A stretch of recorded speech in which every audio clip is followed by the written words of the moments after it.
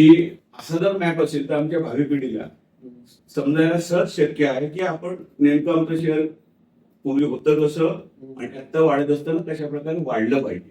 तर त्या तिची स्कीम हा जो विषय होता जास्त नगर परिषदेच्या नुसत्या प्लॅनिंगमुळे अडकलेला होता.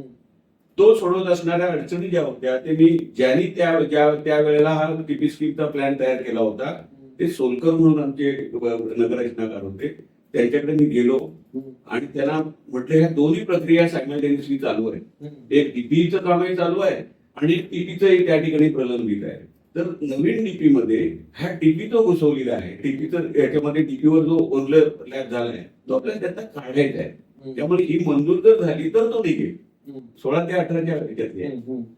18ला मंजूर होणार होता म्हणून आमची घाई चालली होती की टीपी स्कीम मंजूर जर झाली तर तो त्या डीपी मधनं त्याच्यावर जो ओव्हरलॅप झालेला आहे तो निघून जाऊ शकतो आणि त्याचा विकास होऊ शकतो.